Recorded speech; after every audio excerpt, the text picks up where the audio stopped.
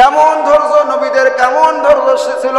হযরতে আইয়ুব আলাইহিস সালাতু ওয়াস সালাম 1 বছর 2 বছর নয়, দীর্ঘ 18 বছর পর্যন্ত কুষ্ঠ রোগ হয়েছে, গায়ের মধ্যে পোকা ধরেছে, গায়ের গোশতগুলো খুলে খুলে পড়ে যায়। বিবাল বাচ্চা সকলেই তার কাছ থেকে দূরে চলে গেল। তাকে গ্রাম থেকে তাড়িয়ে দেওয়া হলো, জঙ্গলের মধ্যে রেখে আসা হলো। হযরত আইয়ুব আলাইহিস সালাতু ওয়াস সালামের সমস্ত শরীরের মধ্যে পোকা ধরে গোশতগুলো পোকা খেয়ে খেয়ে যখন শেষ করে ফেলে দিল, জিহ্বার মধ্যে যখন পোকা লাগা শুরু হয়ে গেল, সেই সময় আইয়ুব আলাইহিস সালাতু ওয়াস সালাম 18 বছর পর্যন্ত ধৈর্য হারা হয় নাই, আল্লাহর উপর তাওয়াক্কুল আর ভরসা করে রয়েছিলেন। যেই সময় জিহ্বার মধ্যে পোকা দিয়েছে, হযরত আইয়ুব আলাইহিস সালাতু ওয়াস সালাম চোখের পানি ছেড়ে সেই সময় কেঁদেছিলেন আর বলেছিলেন, কি কথা বলেছেন আল্লাহ রাব্বুল আলামিন কোরআনে কারীমের মধ্যে সেই কথাগুলো নোট করে রেখে দিয়েছেন, যাতে করে ঈমানদাররা অসুখ বিসুখ হলে, বালা মুসিবত আসলে যেন ধৈর্য হারা না হয়, আইয়ুব নবীর কাছ থেকে শিক্ষা অর্জন করে। আইয়ুব আলাইহিস সালাতু ওয়াস সালাম বলেছিলেন, রব্বি মাসসানিয়াদ দুররু ওয়া আনতা আরহামুর রাহিমিন। কত সুন্দর কথা! আল্লাহ তুমি রহমান, তুমি রহিম, আর আমি অসুস্থ। জোরে কোন সুবহানাল্লাহ। কথার টেকনিক দেখছেন, কত সুন্দর কথা, যে আল্লাহ তুমি রহমান, তুমি রহিম, তুমি দয়ালু, আর আমি অসুস্থ। মানে বুঝাচ্ছে আল্লাহ তুমি দয়া, রহমান, রহিম, আমি অসুস্থ, আমারে তুমি শেফা দান করো। সুবহানাল্লাহ। বলে নাই যে আল্লাহ আমাকে তুমি কেন অসুখ দিলে, কেন রোগ দিলে, আমারে তুমি বিনা দোষে বিনা কারণে দীর্ঘ 18 বছর পর্যন্ত আমার গায়ের গোশত কেন তুমি পচায়া গলায় শেষ করে দিলে, অভিযোগ করে নাই। আল্লাহ পাক ডাক শুনছেন কি শুনেন নাই? আল্লাহ রাব্বুল আলামিন বলেন, আইয়ুব আলাইহিস সালাতু ওয়াস সালামের সেই ডাক আমি রব্বুল আলামিন শুনেছি। আইয়ুব আলাইহিস সালাতু ওয়াস সালামকে আমি রব্বুল আলামিন সুস্থ দান করে দিলাম, তার স্ত্রী, সংসার, পরিবার সব কিছু আমি আল্লাহ রাব্বুল আলামিন তার কাছে ফিরিয়ে দিলাম। আমার ভাইয়েরা, নবীদের কাহিনী বলার উদ্দেশ্য হলো, নবীদের উপরে বিপদ এসেছে, মুসিবত এসেছে, বালা মুসিবত এসেছে, দুঃখ কষ্ট জ্বালা যন্ত্রণা এসেছে, নবীরা ধৈর্য ধারণ করেছে। কেমন ধৈর্য দেখেন! হযরত ইয়াকুব আলাইহিস সালাতু ওয়াস সালামের সন্তান ইউসুফ আলাইহিস সালাতু ওয়াস সালাম, ইউসুফ আলাইহিস সালাতু ওয়াস সালামকে ইয়াকুব আলাইহিস সালাতু ওয়াস সালামের কাছ থেকে আলাদা করা হলো। ইয়াকুব আলাইহিস সালাতু ওয়াস সালাম কাঁদতে কাঁদতে চোখ অন্ধ হয়ে গেল, আর ইউসুফ আলাইহিস সালাতু ওয়াস সালামকে কুয়ার মধ্যে ফেলে দেওয়া হলো। সেই সময় ইউসুফ আলাইহিস সালাতু ওয়াস সালাম ধৈর্য হারা হয় নাই, আল্লাহর উপর তাওয়াক্কুল ভরসা করেছে। এই ধৈর্যের কারণে আল্লাহ রাব্বুল আলামিন ইউসুফ আলাইহিস সালাতু ওয়াস সালামকে মিশরের রাজ সিংহাসনে বসায় দিয়েছেন। আর কি সারা, সারাও ছিলেন খুব সুন্দরী। এই সারাকে, আমার এই মেয়েকে তোমাকে তোহফা দিলাম, উপহার দিলাম, হাদিয়া দিলাম। ইব্রাহিম আলাইহিস সালাতু ওয়াস সালাম বলে যে তোহফা টোহফা আমি নিব না, যদি দিতেই চান তাহলে বিয়া দেয়া লাগবে। কি দেওয়া লাগবে? আল্লাহ রাব্বুল আলামিনের হুকুমে ইব্রাহিম আলাইহিস সালাতু ওয়াস সালাম যখন এই কথা বললেন, সেই সময় বাদশা রাজি হয়ে গেল, সারার সঙ্গে বিবাহ হলো। 2 স্ত্রীকে নিয়ে রওনা করেছেন। আমার ভাইরা, বলার উদ্দেশ্য আছে, বর্তমান যে ফিলিস্তিন, যেখানে বাইতুল মুকাদ্দাস, সেখানে 2 স্ত্রীকে নিয়ে গেলেন। প্রথম স্ত্রী হাজরার পেটের মধ্যে কোনো সন্তান নাই, কিন্তু সারার পেটের মধ্যে আল্লাহ রাব্বুল আলামিন সন্তান দিয়ে দিলেন। বলেন না সুবহানাল্লাহ। এবার ঘটনা উল্টে গেল। এখন আপনার হাজরা বলতেছে যে তার সন্তান হলো, আমার সন্তান নাই, আমার জন্য একটু আল্লাহর কাছে দোয়া করেন। সুবহানাল্লাহ করেন। নবীদের দোয়া কবুল করেন কে? আল্লাহ রাব্বুল আলামিন। আমার ভাইয়েরা, সংক্ষিপ্ত বলতেছি, আল্লাহর যে সতীন যদি এক জায়গায় থাকে, একটু ঠোকরামুকরি বেশি হয় সেই বাড়িতে। জোরে কোন ঠিক কিনা? আল্লাহ পাক বললেন যে তুমি কি করো, এই হাজরাকে বনবাস দাও। কি করো? রেখে আসো মক্কায়। মক্কায় রেখে আসলো ইব্রাহিম খলিলুল্লাহ। মক্কায় রেখে আসার কারণ হলো, মক্কায় একটি ঘর জিন্দা হবে, তার নাম হলো কাবা শরীফ। সেখানে জমজম কুয়া হবে, মিনা মুজদালিফা হবে, এবং আল্লাহ রাব্বুল আলামিনের কুদরতি একটা পাথর আসবে। এগুলো নিদর্শন আল্লাহ রাব্বুল আলামিন হযরত ইসমাইলের মাধ্যমে করে দিবেন, এবং ইসমাইলের ওরসের মধ্যে আল্লাহ রাব্বুল আলামিন বিশ্ব নেতা, মানবতার মুক্তির দূত, বিশ্ব নবী আসবেন। বলেন না সুবহানাল্লাহ। হযরত ইব্রাহিম আলাইহিস সালাম হাজরাকে নিয়ে এবার যখন সেখানে বনবাস দিয়ে চলে আসলেন, সেখানে মক্কা শরীফ যে ঘরটা বর্তমান, ইব্রাহিম আলাইহিস সালাম এবং ইসমাইল আলাইহিস সালাম বাপ বেটা দুইজন যখন আল্লাহর অর্ডারে কাবা শরীফ নির্মাণ করার শুরু করে দিলেন, আমার ভাইরা যখন মাটি খোঁড়া শুরু করে দিয়েছেন, মাটি খুঁড়ে দেখতেছে যে ওখান থেকে ইটার কুয়া পাওয়া যায়, ইট পাওয়া যায়, অর্থাৎ আদম আলাইহিস সালাম যে কাবা শরীফ বানাইছিলেন সেই কাবা শরীফের হিস্সা এখন পর্যন্ত দেখা যায়। সুবহানাল্লাহ। নূহ আলাইহিস সালামের সময় তো মহাপ্লাবন হয়েছিল, বন্যার সময় কাবা শরীফ পর্যন্ত ভেঙে মাটির সাথে একাকার হয়ে গিয়েছিল। আল্লাহ পাক ফেরেশতার মাধ্যমে ইব্রাহিম আলাইহিস সালামকে দেখায় দিয়েছে এই জায়গায় কাবা শরীফের জায়গা। সুবহানাল্লাহ। আমার ভাইরা, এইদিকে আল্লাহ রাব্বুল আলামিন সারার পেট থেকে সন্তান দিলেন ইসহাক। ইসহাকের বংশের মধ্যে আল্লাহ রাব্বুল আলামিন ৭০,০০০ নবী পয়গম্বর পাঠিয়ে দিয়েছেন। কয় হাজার বাবা? ৭০,০০০ নবী পয়গম্বর পাঠিয়ে দিয়েছিলেন।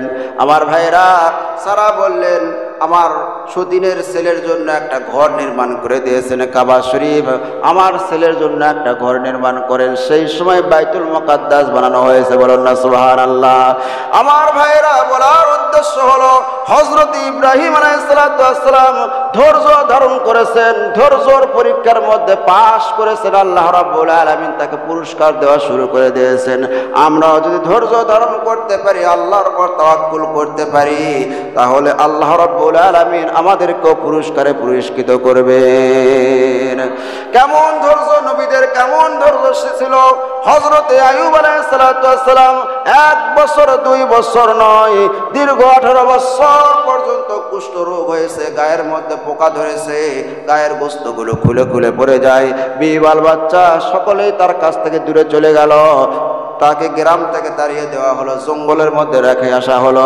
হযরত আইয়ুব আলাইহিস সালামের সমস্ত শরীরের মধ্যে পোকা ধরে গোশতগুলো পোকা খেয়ে খেয়ে যখন শেষ করে ফেলে দিল, জিহ্বার মধ্যে যখন পোকা লাগা শুরু হয়ে গেল, সেই সময় আইয়ুব আলাইহিস সালাম 18 বছর পর্যন্ত ধৈর্য হারা হয় নাই, আল্লাহর উপর তাওয়াক্কুল আর ভরসা করে রয়েছিলেন।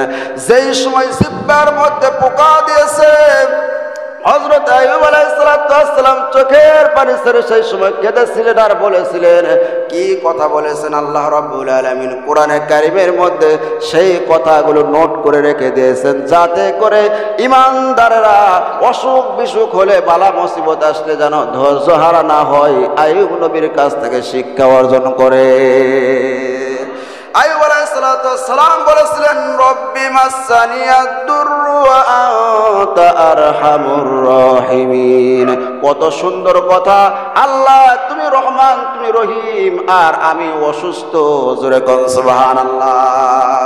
কথার টেকনিক দেখছেন, কত সুন্দর কথা যে আল্লাহ তুমি রহমান, তুমি রহিম, তুমি দয়ালু, আর আমি অসুস্থ।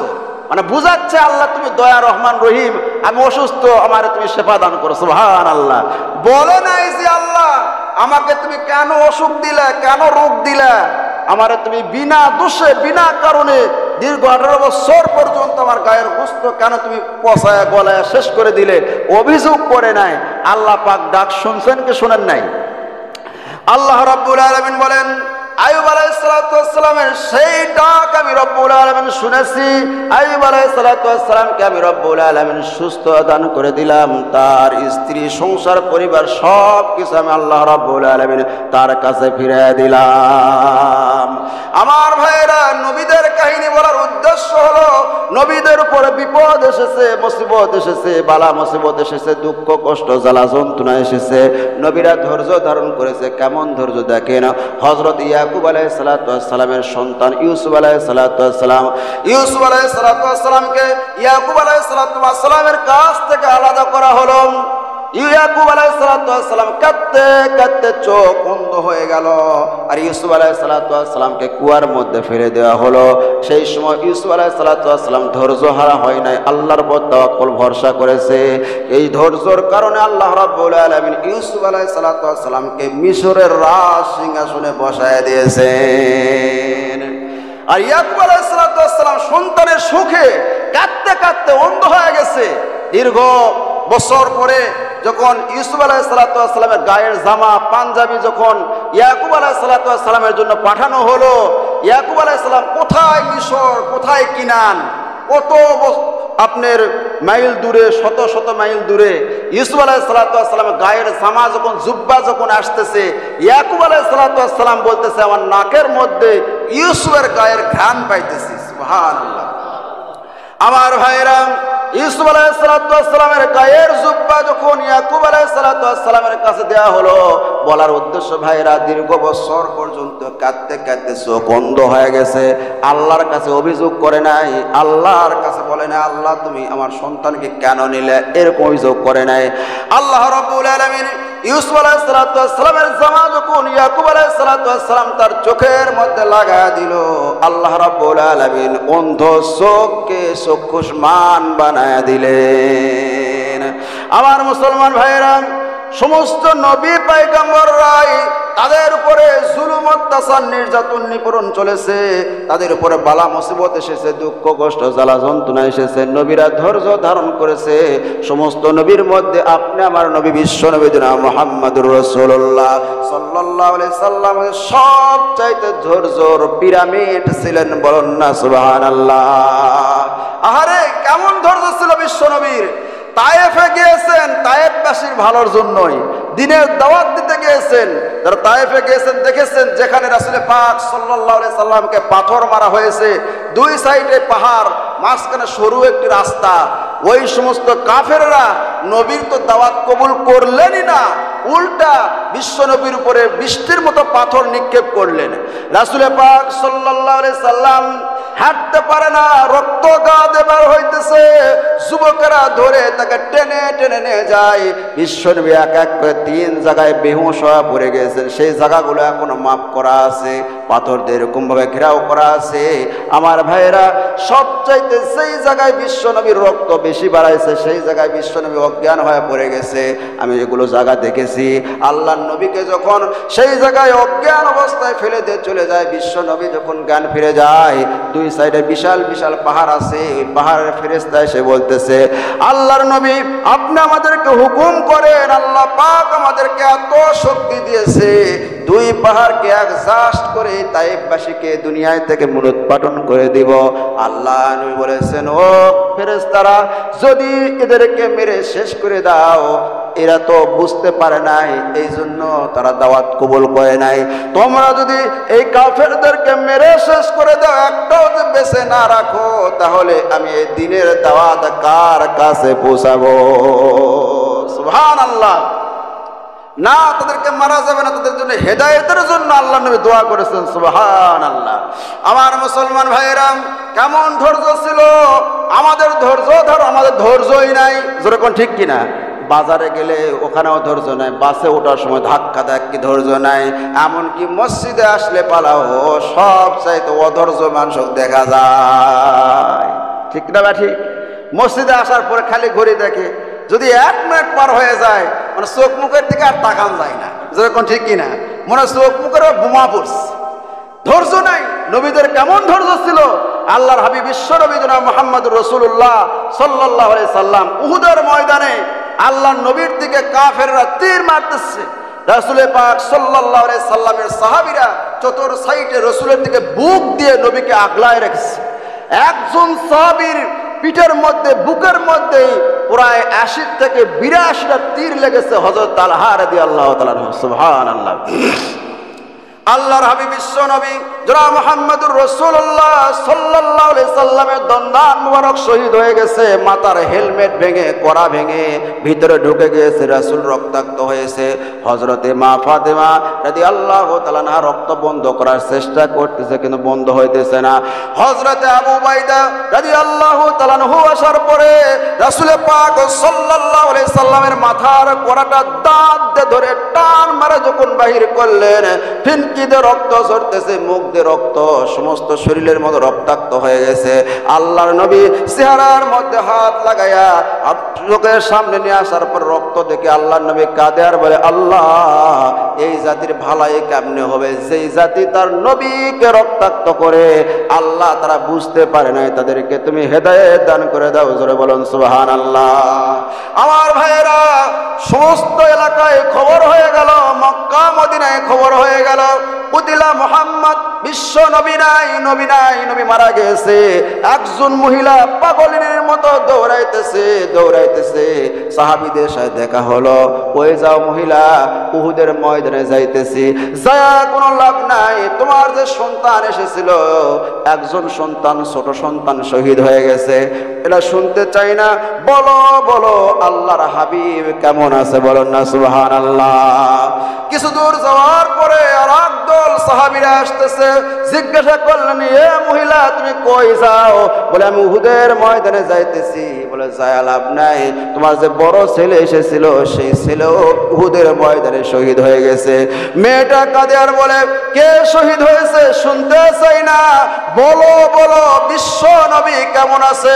আমার ভাইয়েরা, বলার উদ্দেশ্য হলো নবীর সাহাবীরা, নবীর পাক সাল্লাল্লাহু আলাইহি সাল্লাম এবং তার সাহাবীরা যে কষ্ট করেছে, সেই কষ্টর কারণে, ধৈর্যের কারণে আমাদের পর্যন্ত ইসলাম এসেছে।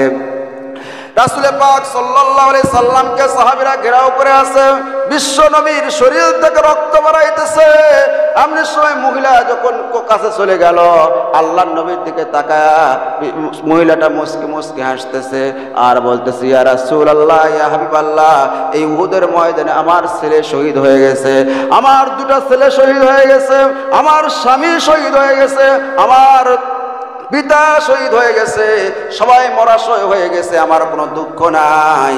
আমাদের রক্তের বিনিময় বিশ্ব নবী জীবিত আছে, এই উম্মতের জন্য এটাই হলো সবচাইতে বড় সান্ত্বনা। জোরে বলুন সুবহানাল্লাহ। আমার ভাইয়েরা, এই জন্য ধৈর্য ধারণ করতে হবে। তাই বলে আমি শুরুতেই বলেছি, ধৈর্য মানে এই নয় আপনার ডান গালে একটা থাপ্পড় মারলো আর আপনি হাত ধরে বলতেছেন, ভাই মনে হয় ব্যথা পাইছেন, গায়ের শক্তিতে বাম গালে আর একটা মারেন, যে করা দাঁত আছে সবগুলা ফেলে দেন, এর নাম ধৈর্য লয়। ধৈর্য বলছিলাম আমি কি, অবিচলতা, দৃঢ়তা, সহিষ্ণুতার সাথে যে কোনো বিষয়টাকে ঠান্ডা মাথায় মোকাবেলা করার নাম হলো ধৈর্য। বুঝে আসছে আমার ভাইয়েরা? যে আপনার যদি ইসলামের উপরে, কোরআনের উপরে, হাদিসের উপরে, আল্লাহ নবীর উপরে যদি আঘাত আসে, সেই সময় চুপ থাকতেছেন, বসে থাকতেছেন আর বলতেছেন আমি ধৈর্য ধারণ করলাম, ইন্নাল্লাহা মাআস সাবিরিন, এটা ঈমানের পরিচয় নয়। এটা কিসের পরিচয় না? ঈমানের পরিচয় না।